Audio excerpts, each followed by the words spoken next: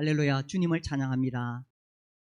우리 주님의 은혜와 평강이 넘치기를 빕니다. 봄이 왔습니다. 목련이 피고 산수유도 핍니다. 오늘 아침에 이 교회에 걸어오다 보니까 이 꽃들이 활짝 피었더라고요. 봄이 왔는데 우리도 하나님과 함께 이 봄날을 함께 동행하고 또 즐거워하면 좋겠습니다. 이제 우리 창세기 18장에 이르렀습니다. 17장하고는 분위기가 사뭇 다릅니다. 이 18장 볼게요. 1절에 여호와께서 마므레의 상수리 나무들이 있는 곳에서 아브라함에게 나타나시니라. 날이 뜨거울 때에 그가 장막문에 앉아 있다가 눈을 들어본 적 사람 셋이 맞은편에 서 있는지라. 그가 그들을 보자 곧 장막문에서 달려나가 영접하며 몸을 땅에 굽혀 이르되 내 주여, 내가 주께 은혜를 입었사오면 원하건대 종을 떠나가지 마시옵고 물을 조금 가져오게 하사 당신들의 발을 씻으시고 나무 아래에서 쉬소서. 아브라함이 이렇게 장막문에 앉아 있다가 맞은편에 보니까 사람 셋이 나타났어요. 이제 뒤에 설명이 나오는데 그 사람 중에 한 명은 여호와이시고 두 명은 천사였습니다. 가끔씩 천사들이 사람의 모양으로 나타나요. 또 구약에 여호와께서 사람의 모습으로 나타나시는데 이 성경학자들은 신약에 성자 예수님이 인간의 몸을 입고 이 땅에 오시기 전에 구약에 이렇게 나타나셨다, 이렇게 설명합니다. 저도 그렇게 동의합니다. 그래서 이제 여호와 하나님, 사람의 몸으로 여호와 하나님, 그리고 천사 둘이 사람의 모습으로 셋이 딱 나타났는데 아브라함이 그 사람 셋을 보고 아주 극진히 환대를 합니다. 그런데 이제 이때는 아직 이분이 하나님이신 줄, 천사인 줄 분명하게 나타나지 않았어요. 다만 아브라함은 이 나그네를 접대하려고 하는 그런 선한 마음에서 달려나가서 영접하는데 정말 극진히 모십니다. 여기 이제 이 2절에 보면은 곧 그들을 보자, 곧 장막문에서 달려나가. 지금 아브라함 몇 살입니까? 99살 할아버지신데 달려나갔어요. 그 다음에 영접하며 몸을 땅에 굽혀. 아니 그냥 허리를 숙여 인사한 정도가 아니에요. 몸을 땅에 굽혀 아주 극진하게 예를 취하고 영접하면서 이제 발을 씻으시고 가시라 그러고 음식을 접대하겠다 그러고 아주 환대를 합니다. 이게 이제 고대 시대에 하나의 나그네를 접대하는 풍습이기도 한데 이참에 우리가 하나님 말씀을 보면 좋겠어요. 하나님은 이 손님을 접대하는 것에 대해서 가르치고 계시거든요. 히브리서 13장 2절을 보면요, 이게 이제 아브라함에게 해당되는 그런 말씀이라고 보여지는데 히브리서 13장 2절에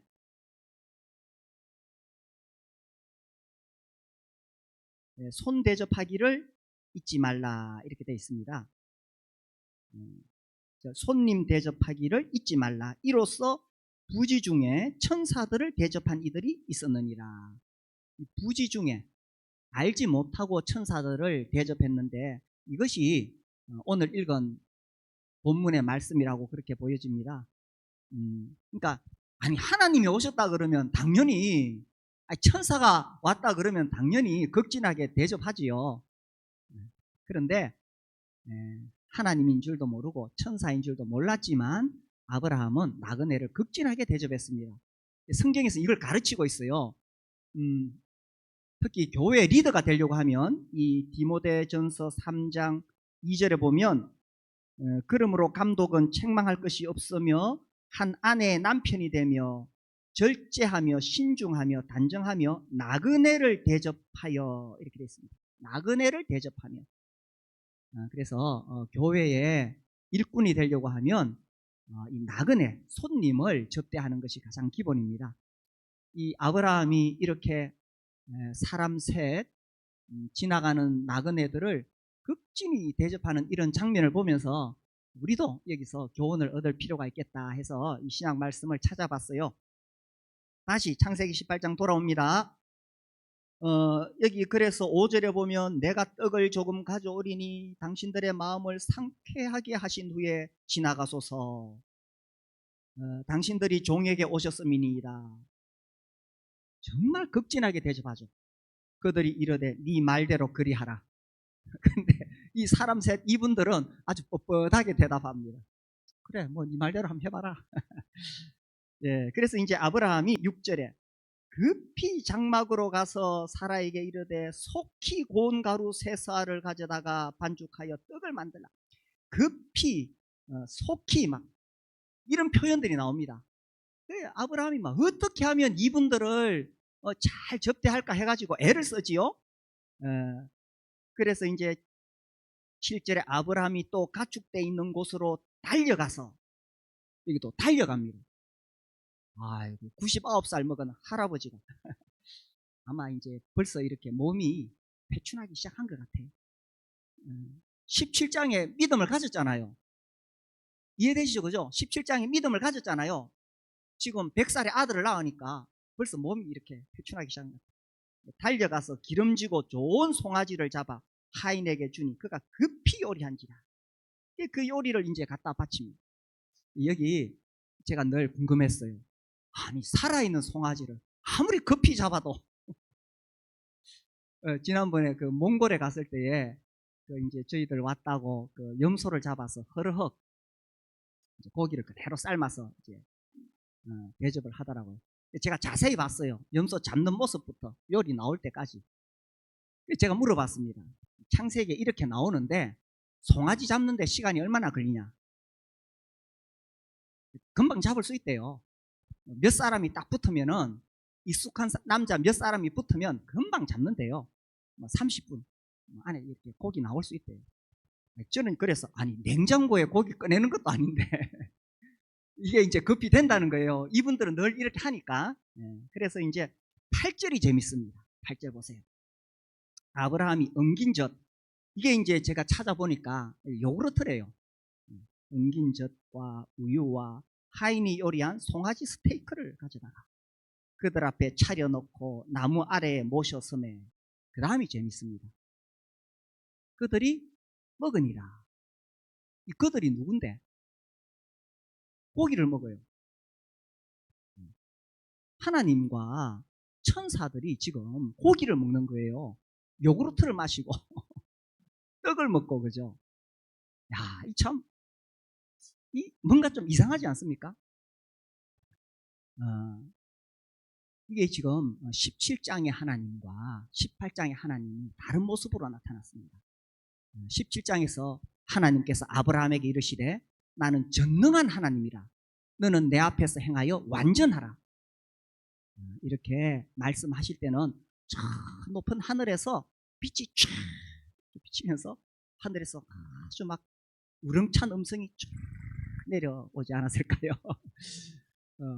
그래서 저 높은 곳에 계신 그 하나님, 전능하신 하나님, 영원하신 하나님, 무소부재하시고 거룩하신 하나님, 성경에 보면 가까이 가지 못할 빛에 거하시는 하나님. 그런데 18장에 보니까 그 하나님이 자기를 쫙 낮추셔가지고 아브라함하고 같은 동급에서 그 음식을 먹는 거예요. 놀랍죠? 17장과 18장이 완전히 분위기가 다릅니다. 하나님은 자신을 완전히 낮추셔서 아브라함과 같이 음식을 먹는다는 것은 정말 친밀한 교제를 한다는 뜻이잖아요. 다시 1절로 돌아가 봅시다. 여호와께서 마므레의 상수리 나무들이 있는 곳에서 아브라함에게 나타나십니다. 우리가 뒤에 읽어봤지만 하나님께서 왜 지금 이 땅에 직접 내려오셨느냐? 천사 둘이 데리고 왜 내려오셨느냐? 소돔성을 심판하기 위해서 내려오셨어요. 그러면 아니 소돔성으로 직접 가시지 왜 이 마므레 상수리 나무 여기서 아브라함에게 나타나셨을까요? 왜냐하면 하나님께서 친구 집에 오신 거예요. 아브라함 집에 와서 아브라함과 같이 교제하시려고. 성경에 보면 아브라함이 하나님의 벗이다 이런 표현이 세 군데가 나옵니다. 역대하 20장 7절 볼까요? 우리 화면 좀 비춰주세요. 역대하 20. 여기 보면 우리 하나님이시여 전에 이 땅 주민을 주의 백성 이스라엘 앞에서 쫓아내시고 그 땅을 주께서 사랑하시는 아브라함이라고 되어 있죠. 옛날 성경 읽으신 분들은 기억하실 거예요. 여기 벗이라고 나옵니다. 주의 벗 아브라함이라고 되어 있습니다. 이사야 또 볼까요? 그 다음 말씀. 41장 8절에 보면 그러나 나의 종 너 이스라엘아 내가 택한 야곱아 나의 누구라고요? 벗이라고 합니다. 야고보서 2장 23절에도 이렇게 나와요. 이에 성경에 이른바 아브라함이 하나님을 믿으니 이것을 의로 여기셨다는 말씀이 이루어졌고 그는 하나님의 벗이라 칭함을 받았나니. 이렇게 세 번이나 나온다는 것은 굉장히 의미 있죠. 한 번, 두 번이 아니라 세 번이나 나왔다는 것은 아브라함과 하나님의 관계를 아주 강조하고 있어요. 벗이라는 거, 친구라는 거, 친구. 하나님께서 소돔성에 볼 일 있으시면 거리로 바로 가시지 왜 아브라함에게 나타나셨느냐? 친구니까. 친구 집에 오신 거예요. 사실 설교 제목을 하나님께서 친구 집에 놀러 오시다 이렇게 하려고 하니까 너무 좀 가벼워 보여서 그냥 하나님께서 친구 집에 찾아오시다 이렇게 했는데 하나님께서 지금 친구 집에 찾아오신 거예요. 친구 집에 왜 갑니까? 꼭 볼 일이 있어 가는 거 아니죠? 친구니까 그냥 놀러 가는 거잖아요.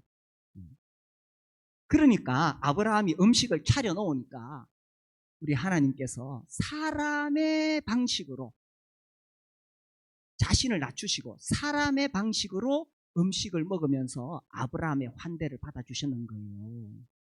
아니 하나님이 무슨 떡을 잡수시고 무슨 고기를 잡수시니 이게 말이 안 맞잖아요 이거는. 그런데 하나님 왜 그들이 먹으니라 왜 이 음식을 받으셨냐 하면 자신을 낮추시고 지금 이렇게 아브라함하고 사람하고 같은 이 급으로 이렇게 지금 나누시는 거예요. 왜 여기 오셨느냐? 친구니까 친구 집에 반가운 거죠. 이 목양실에 가면 그 문에다가 이렇게 제가 글을 붙여놨어요. 유붕 자원 방내면 불력 낙화. 제가 고등학교 때 국어 시간에 배운가 그래요. 제 친구들이 한 번씩 멀리서 이렇게 옵니다. 볼 일이 있어 오는 게 아니라 그냥 놀러 오는 거예요. 그래서 제가 친구를 환영한다는 의미로 친구가 있어 멀리서 나를 찾아오면 이 또한 즐겁지 아니한가. 요새도 국어책에 나온지 모르겠네요. 공자의 군자 삼락 세 가지 중에 두 번째가 그거예요. 저도 그 마음을 이해를 합니다. 멀리 있는 친구가 이렇게 찾아오면 반갑고 서로 이야기하다 보면 시간 가는 줄 모르고 그래서 우리 하나님께서 자신을 낮추시고 그들이 먹으니라. 이 정말 하나님이 자기를 완전히 낮추시고 아브라함이 그 접대해 주는 것을 그대로 받아주셨다는 겁니다. 놀랍죠? 자, 이제 친구 집에 왔으니까 서로 대화를 나누는데 무슨 이야기를 하느냐? 서로의 관심사를 나누는 거예요.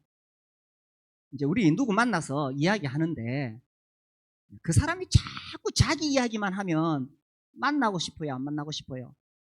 대화는 쌍방통행이 돼야 되잖아요. 근데 그 사람 만나가지고 자꾸 자기 이야기만 자기 관심 있는 거 자기가 하고 싶은 말만 자꾸 하고 있으면 별로 안 만나고 싶겠죠. 여기 보니까 하나님은 아브라함 딱 만나시자마자 아브라함의 최대 관심사부터 이야기하기 시작합니다. 아브라함의 최대 관심사가 뭐예요? 아들 낳는 거잖아요. 자, 이제 18장 봅시다. 18장 9절에 그들이 아브라함에게 이르되 네 아내 사라가 어디 있느냐? 대답하되 장막에 있나이다. 이제 실컷 먹으시고 10절에 그가 이르시되 내년 이맘때에 내가 반드시 네게로 돌아오리니 네 아내 사라에게 아들이 있으리라 하시니 사라가 그 뒤 장막문에서 들었더라. 자, 요게 지금 사라 입장에서는 이해가 안 됩니다. 왜냐하면 11절에 아브라함과 사라는 나이가 많아 늙었고, 지금 몇 살이에요? 아브라함 99살, 사라 89살, 10살 차이 나거든요. 사라에게는 여성의 생리가 끊어졌는지라. 도저히 믿을 수 없는 상황입니다. 자, 우리가 17장에서 봤지요. 하나님께서 아브라함에게 내년에 네가 아들을 낳을 것이다 하시니까 아브라함이 처음에는 잘 못 믿었던 것 같아요. 그런데 이제 쭉 말씀을 듣고는, 전능하신 하나님 말씀을 듣고는 아브라함이 믿음을 가지게 됩니다. 그래서 그 믿음을 가진 표현으로 할례를 행했던 거죠. 할례. 자, 그래서 이 아브라함이 이제 100살의 아들을 낳을 것이라는 믿음이 생겼는데, 이 이야기를 자기 아내에게 했을까요? 안 했을까요? 부부 사이에 다 이야기하잖아요. 야, 전능한 하나님이 나에게 나타났어. 사라, 당신이 내년에 아들을 낳는데. 사라가 믿었을까요? 안 믿었을까요? 안 믿었어요. 그래 이제 아브라함이, 그래 나도 처음에는 못 믿었어. 그런데 하나님은 전능하신 분이셔. 사라, 당신이 아들을 낳는다니까? 사라가 믿었을까요? 안 믿었을까요? 안 믿었어요. 자, 하나님의 역사, 하나님의 기적은 믿는 사람에게 나타납니다. 그렇죠? 안 믿는 사람에게 하나님의 역사가 일어날 수가 없어요. 그래, 아브라함 답답한 거예요. 자기는 믿음이 있는데 사라가 믿음이 없어. 아들을 낳으려면 남편만 믿음이 있다고 되는 것이 아니잖아요. 아내도 믿음이 있어야 되잖아요. 그래, 아브라함이 답답한 줄 아시고 지금 하나님께서 말씀하시는 거예요. 저기 장막 뒤에 사라는 뒤에 있고, 아브라함과 대화하면서 하나님께서 지금 사라를 향해서 말씀하시는 거예요. 그래서 이제 12절에 사라가 속으로 웃고 이르되 내가 노쇠하였고 내 주인도 늙었으니 내게 무슨 즐거움이 있으리요. 그리고 13절 여호와께서 아브라함에게 이르시되 사라가 왜 웃으며 이러기를 내가 늙었거늘 어떻게 아들을 낳으리요 하느냐. 사실 이게 불가능하잖아요. 사람은 불가능한데 14절 보세요. 14절 우리 같이 읽어봅시다. 시작.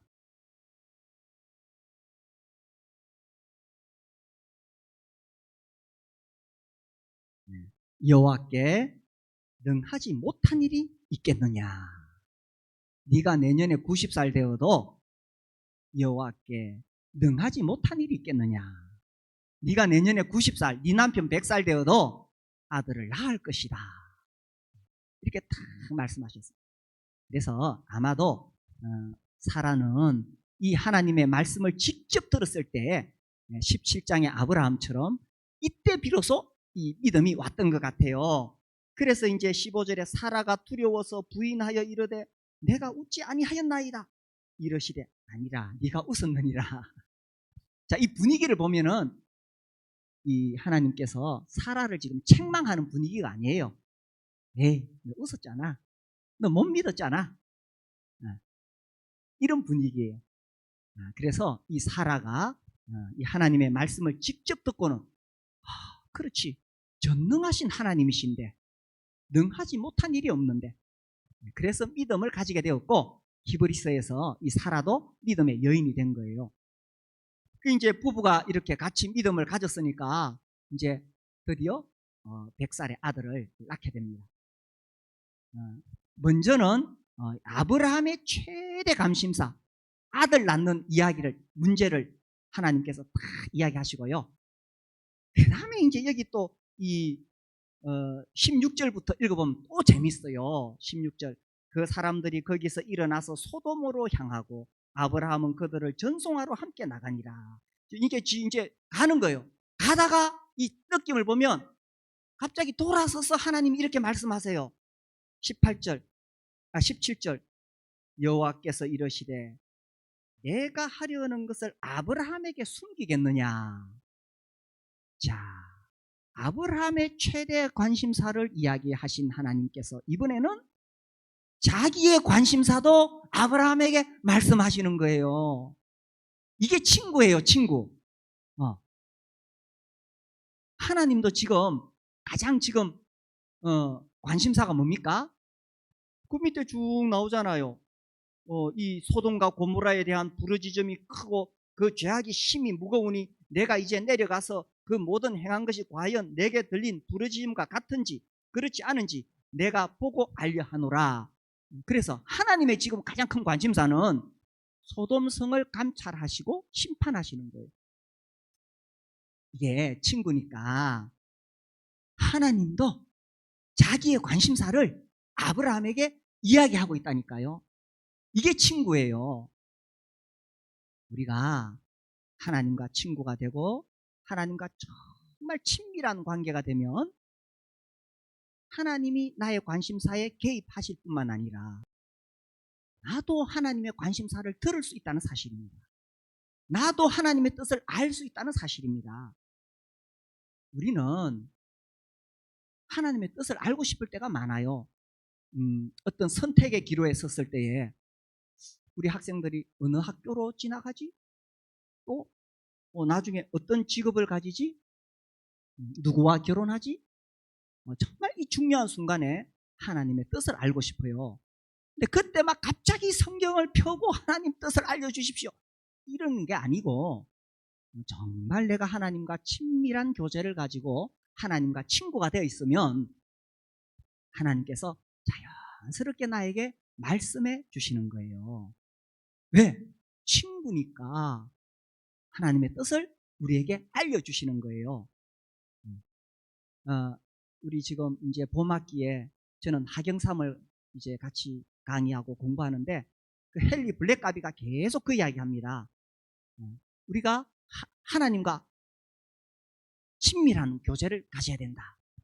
하나님은 항상 당신 주위에서 일하고 계십니다. 이렇게 시작해요. 하나님은 항상 내 주위에서 일하고 계시는데 내가 그걸 못 알아먹을 때가 많아요.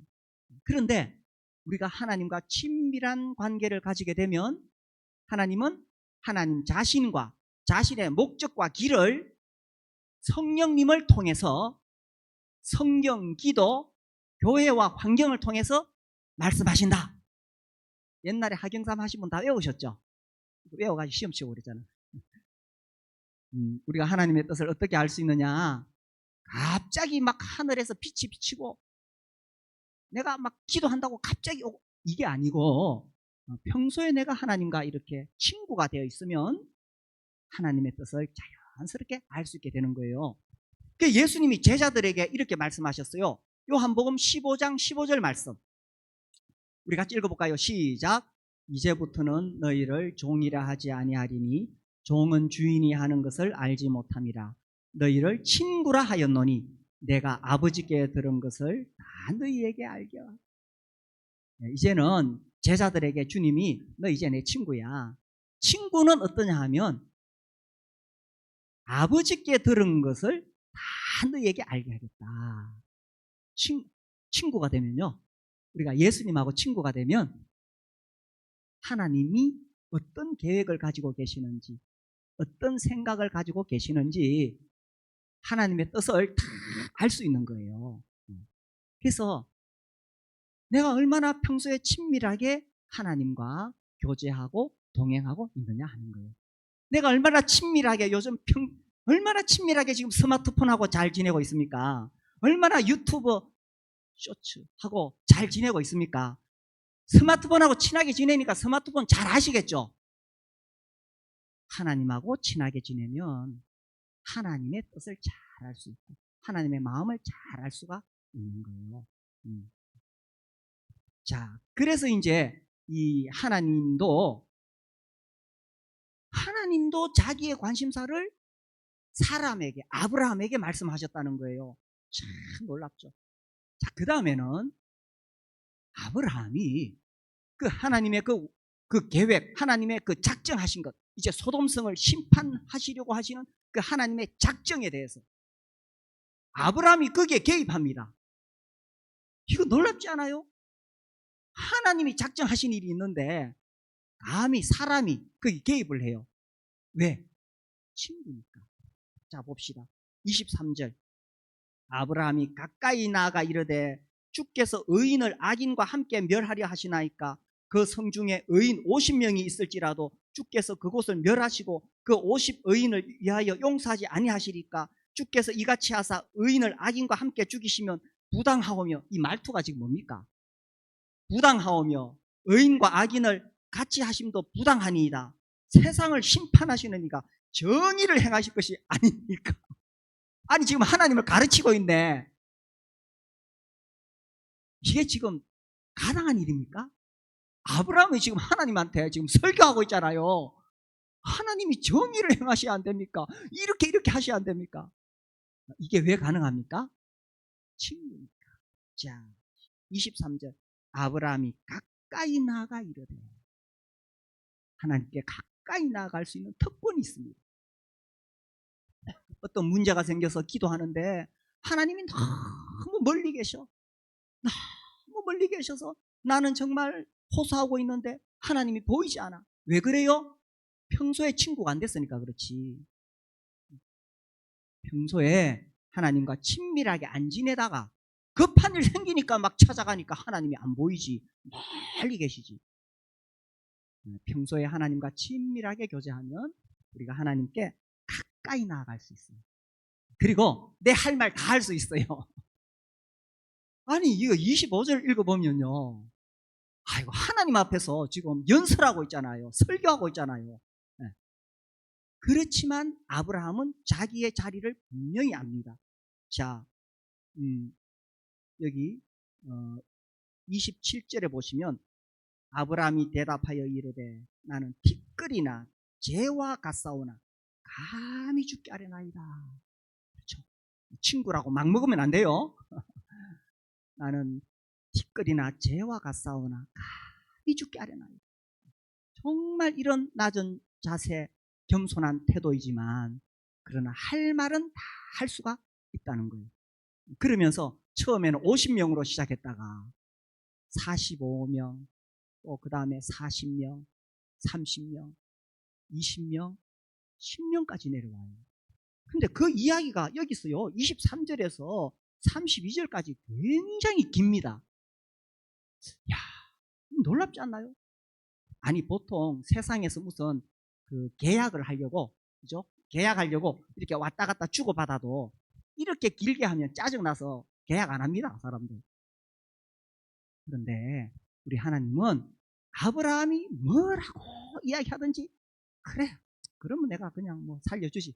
아 그래, 그러면 내가 살려주지. 아 10명까지 올 때까지 하나님께서 그냥 다 들어주시는 거예요. 왜 그래요? 친구니까. 친구니까 이야기하는 거 다 앉아서 들어주시는 거예요. 우리가 하나님하고 이렇게 친밀한 관계가 되면요, 내 하고 싶은 이야기를 다 할 수 있고요. 또 하나, 하나님의 뜻을 알 수가 있어요. 하나님도 나하고 친밀해지시면 하나님도 우리한테 막 말씀하시고 싶어. 지금 아브라함에게 말씀하시고 싶어 하시잖아요. 내가 지금 소돔성에 간다? 네. 하나님과 친밀하게 교제하면 하나님이 나에게 하나님의 관심사를 말씀해 주신다는 거예요. 그래서 스마트폰 이제 좀 내려놓으시고 시간과 장소를 정해야 됩니다. 시간과 장소. 항상 그 시간 그 장소에서 내가 하나님 만나러 가는 거예요. 자, 우리 1절을 다시 봅시다. 1절. 우리 1절 한번 같이 읽어봅시다. 시작. 마므레의 상수리 나무들이 있는 곳에서 아브라함에게 나타나시니라. 날이 뜨거울 때에 그가 장막문에 앉아있다가, 자 여기 날이 뜨거울 때에 앉아있다가 19장 1절을 보세요. 저녁 때에 이렇게 돼 있죠. 이 아브라함의 장막하고 이 소돔성이 그렇게 멀리 있지는 않습니다. 그런데 여기 이제 저녁 때라고 돼 있는데 옛날 성경에 익숙하신 분은 기억하시나요? 날이 저물 때에 이렇게 돼 있습니다. 그렇죠? 기억나시죠? 저는 그게 오히려 더 이 분위기에 맞다고 생각해요. 날이 저물 때. 이 번역하시는 분들이 지금 의미를 18장, 19장을 잘 모르시는 것 같은데, 날이 뜨거울 때에 18장 1절, 19장 1절 날이 저물 때에. 그래서 아브라함의 장막에서 소돔성까지 가는데 시간이 좀 걸린다 하더라도 우리가 이것을 봤을 때 18장은 오후 내내 아브라함과 하나님이 함께 하셨다는 것을 알 수 있어요. 그냥 친구 집에 오니까 친구 집에 오셔서는 부근히 앉아가지고 노시는 거예요. 이런 이야기 저런 이야기 하시고. 네, 친구하고 시간 보내면 시간 가는 줄 몰라. 예전에 주일학교 찬송에 이런 게 있습니다. 나는야 친구 대신 하나님과 푸른 초장 한없이 거니네. 한없이 거니네. 손을 잡고 기쁨을 나누면서 단둘이서 한없이 거니네. 맞죠? 하나님과 친구가 되어서 손을 잡고 단둘이서 그렇죠? 이렇게 함께 하실 때는 함께 예배를 드리는 것이고 함께 말씀을 듣는 것이고요. 단둘이서 있는 시간이 필요해요. 단둘이서. 단둘이서 한없이 거니네. 한없이 거니네. 시간 가는 줄 모르고 한없이 하나님과 시간 보내는 거예요. 이번 주에 한번 작정해 보세요. 단둘이서 하나님과 단둘이서 보내는 시간이 필요해요. 그렇게 하면서 인격적인 만남이 이루어지고 관계가 깊어지는 거예요. 여기 이제 이 18장 1절을 보시면요. 나타나시니라. 자, 여기 이 마므레의 상수리 나무들이 있는 곳인데 여기가 어떤 곳이냐 하면 13장 18절을 보면 여기는 아브라함이 여호와께 제단을 쌓았던 곳입니다. 13장 18절에. 그러니까 하나님께 예배를 드리는 곳이지요. 장막문에 이렇게 앉아서 마므레 상수리 나무를 이렇게 보고 있을 때 아브라함은 아마도 추측컨대 또 이 하나님과의 관계에 이렇게 묵상하고 있다가 사람 셋이 나타나니까 극진히 대접을 받는 거예요. 자, 여기서 이제 중요한 것은 하나님께서 왜 나타나시니라. 왜 나타나셨을까요? 소돔성에 가셔야 되잖아, 사실은. 그런데 은근히 지금 아브라함이 자신을 초청하도록 유도하고 계신 게 아닐까? 아브라함, 나를 집에 한번 불러봐. 그런 분위기예요. 우리가 영성이 깨어 있어야 돼요. 하나님은 항상 당신 주위에서 일하고 계십니다. 헨리 블랙가비의 하나님을 경험하는 삶 1단계가 그거예요. 하나님은 항상 내 주위에서 일하고 계시는데 내가 영적으로 무뎌져 있으면 하나님 오셔도 몰라. 하나님이 나에게 말씀하셔도 안 들려요. 이 시간에도 안 들리는 분이 있어. 하나님 말씀이 전해지고 있어도 영적으로 둔하면 이게 안 들려. 그러나 평소에 주님과 동행하고 하나님과 친밀한 교제 속에 있으면 이게 영적으로 굉장히 감각이 살아있기 때문에 딱 알아챕니다. 자, 여기서 아브라함이 이 사람 셋이 셋 중에 한 분이 하나님이신 줄은 설사 몰랐다 하더라도 아브라함은 달려나가서 극진히 대우를 합니다. 이게 영적으로 깨어있는 사람입니다. 하나님께서 나타나시니라. 나를 한번 초청해봐. 그리고 영적으로 깨어있는 이 아브라함은 즉각 모셔드리게 됩니다. 하나님은요, 우리 주위에서 계속 나타나고 계세요. 여기 교회에서는 말할 것도 없지만 내일 출근하세요. 직장에서도 이제 퇴근하고 집에 왔을 때 집에서도 하나님은 여러 곳에서 계속적으로 나타나고 계세요. 내가 영적으로 깨어있으면 그분을 모실 수가 있습니다. 그리고 하나님은 정말 나의 친구가 되고 싶은 거예요. 출애굽기 말씀 봅시다. 출애굽기 33장 7절에서 11절 우리 같이 읽어봅시다. 시작. 새가 항상 장막을 취하여 진 밖에 져서 진과 멀리 떠나게 하고 회막이라 이름하니 여호와를 앙모하는 자는 다 진 바깥 회막으로 나아가며 모세가 회막으로 나아갈 때는 백성이 다 일어나 자기 장막문에 서서 모세가 회막에 들어가기까지 바라보며 모세가 회막에 들어갈 때에 구름 기둥이 내려 회막문에 서며 여호와께서 모세와 말씀하시니 모든 백성이 회막문에 구름 기둥이 서 있는 것을 보고 다 일어나 각기 장막문에 서서 예배하며 사람이 자기의 친구와 이야기함 같이 여호와께서는 모세와 대면하여 말씀하시며 모세는 진으로 돌아오나 눈의 아들 젊은 수종자 여호수아는 회막을 떠나지 않습니다. 제가 청년 시절에 이 말씀을 읽다가 큰 감동을 받았어요.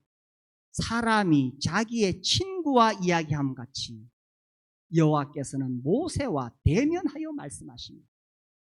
아니, 하나님께서, 그 거룩하신 하나님, 영광의 보좌에 계신 하나님께서 사람이 자기의 친구와 이야기함 같이 모세와 얼굴을 맞대고 대화하셨다고? 제가 너무 놀랐어요. 하나님은 우리의 친구가 되기를 원하십니다. 하나님 자신을 완전히 낮추시고. 근데 이제 이렇게 하나님 만나려면 이 7절 말씀에 진 밖에 쳤다고 되어 있거든요. 진과 멀리 떠나게 하셨다는 것은, 이 진이라는 것은 백성들이 모여 있는 곳.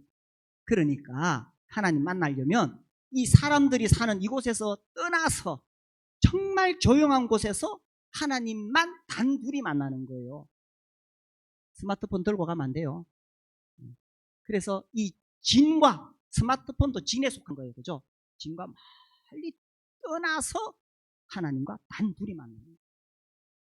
그렇게 할 때 하나님은 친구처럼 만나주시고, 저는 그 말씀이 너무 좋았고요. 그 다음에 젊은 수종자 여호수아는 떠나지 아니하니라. 우리 청년들에게도 도전이 되었으면 좋겠어요. 우리 청년들은 하나님과 이 교제하는 이 자리를 떠나지 않고 그 자리를 계속 지키는 거예요. 그러면 여기 모세의 뒤를 이어서 여호수아가 하나님의 종이 되듯이 여러분들이 이제 하나님의 종이 될 수가 있는 거예요. 자, 하나님은 항상 내 주위에서 일하고 계십니다. 나타나십니다. 하나님 편에서 먼저 나타나세요. 하나님 편에서. 이게 원리입니다. 성경의 원리는 항상 하나님이 먼저 일하십니다. 그 다음에 내가 반응을 하면 돼요. 우리가 요한계시록 3장 20절 전도할 때 많이 쓰죠. 볼지어다 내가 문 밖에 서서 두드리노니, 전도할 때. 근데 본래 이 말씀은 하나님 안 믿는 사람이 아니라 교회를 대상으로 주님이 하신 말씀이에요. 물론 우리가 예수님 영접할 때 이 말씀을 인용할 수도 있어요. 그런데 본래 의미는 주님이 교회를 향해서 하시는 말씀이에요. 볼지어다 내가 문 밖에 서서 두드리노니. 이 교회 형제 자매들, 교회 성도들을 향해서, 지금 교회 예배 드리러 오신 분들을 향해서 누구든지 내 음성을 듣고 문을 열면 내가 그에게로 들어가 그와 더불어 먹고 그는 나와 더불어 먹으리라. 항상 먹는 게 중요해요. 먹는 거. 먹어야 교제가 되거든. 그래서 우리 주님이 지금도 우리의 마음 문을 두드리고 계십니다. 예수님을 아직 영접하지 못하신 분은 이제 마음을 열고 예수님을 영접하시고, 또 이미 예수님 영접하신 분도 그렇죠. 주님이 내 마음의 문을 두드릴 때, 예 주님, 내가 주님과 교제하고 싶습니다. 단둘이서 한없이 거니네. 우리 주님과 한없이 교제하고 싶어요. 그래서 나와 친구가 되어서 교제하고 싶어 하시는 이 하나님과 이번 한 주도 동행하시고 교제하시고 승리하는 한 주가 되시기를 바랍니다. 우리 찬송할까요?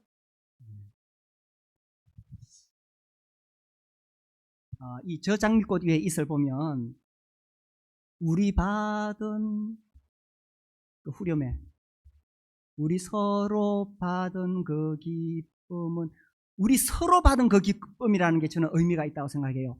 하나님과 동행하고 교제하면요, 나만 기쁜 게 아니에요. 누구도 기쁘다고요? 우리 주님도 기쁘세요. 우리 주님이 기뻐하세요. 그래서 서로 받은 그 기쁨이에요. 우리가 친구 만나서 막 이렇게 하다 보면 서로 기쁘잖아요. 그죠? 나만 기쁘면 그건 진정한 교제가 안 된 거야. 서로 기쁘잖아요. 네, 하나님도 우리가 친구가 되었을 때 하나님도 기뻐하신다. 같이 찬송해 볼까요?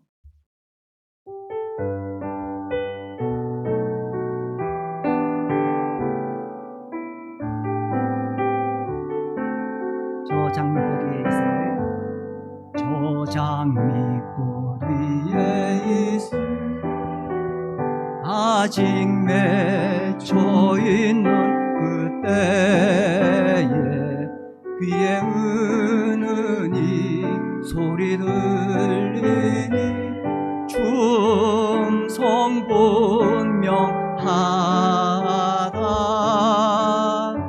주님 나와 동행을 하면서 나를 친구 삼으셨네. 우리 서로 받은 알 사람이요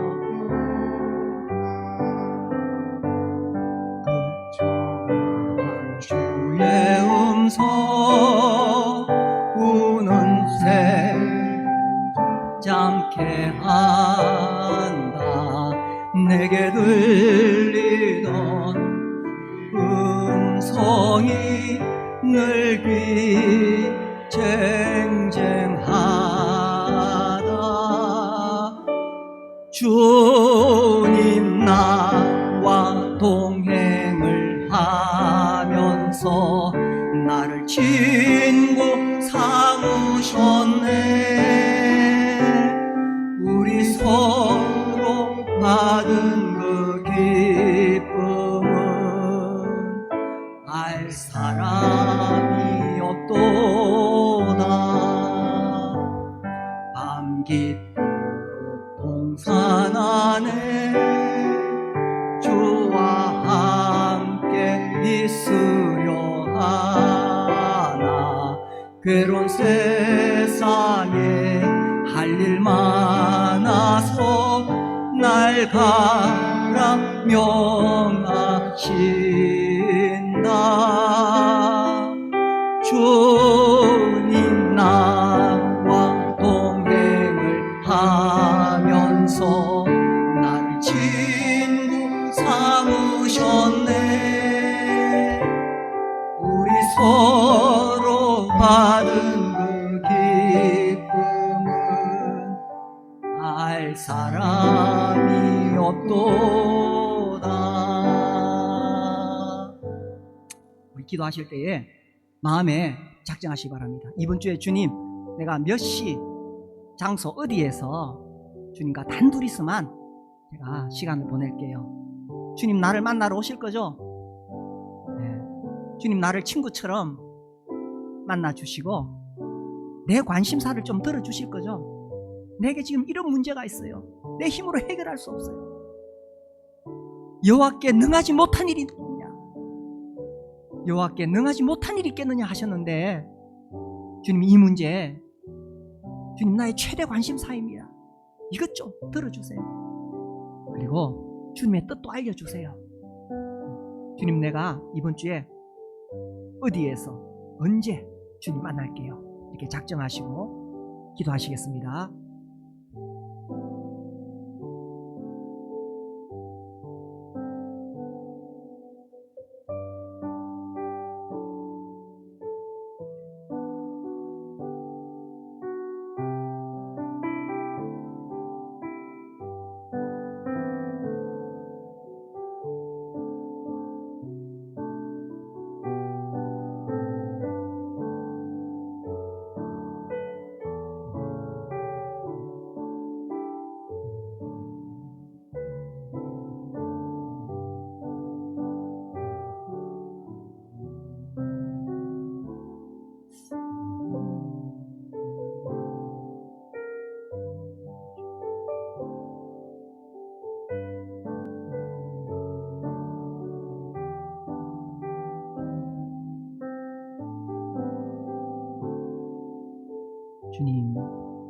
주님은 정말 우리와 친구가 되고 싶어 하시고 우리와 시간을 보내고 싶어 하시는데 우리가 주님을 외면할 때가 많았습니다. TV가 좋았고 스마트폰이 좋았고 세상 일이 좋았고, 그러다 보니 주님이 우리 앞에 나타나셔도 주님을 알아보지 못하고 주님을 멀리했습니다. 주님 이제 우리가 이번 주 정말 주님과 만날 수 있기를 원합니다. 스마트폰 내려놓고 주님과만 단둘이 만나서 친구처럼 그렇게 이야기 나누고 또 우리 마음에 소원도 아뢰고 또 주님의 뜻을 듣고 그렇게 교제하기를 원하오니 주님 이번 주에 우리가 주님을 만날 수 있도록 은혜를 베풀어 주시기를 기도합니다. 정말 우리와 친구가 되고 싶으셔서 저 거룩하신 보좌 그 영광의 자리에서 주님께서 친히 이 땅에 사람으로 오시고 우리 죄를 위하여 십자가에 못 박혀 죽으시고 그 보혈로 우리 죄를 다 씻으시고 우리를 맞아주시면서 친구가 되겠다고 하셨는데 이 놀라우신 우리 주님과 더 친밀한 관계가 될 수 있도록 주님 우리를 은혜의 보좌로 이끌어 주시기를 기도합니다. 그래서 우리의 남은 일생 동안 주님과 교제하고 단둘이서 주님과만 친구가 되는 이런 놀라운 하나님의 인재하심을 경험하는 저희들이 되게 하여 주시옵소서. 예수님 이름으로 감사하며 기도드립니다.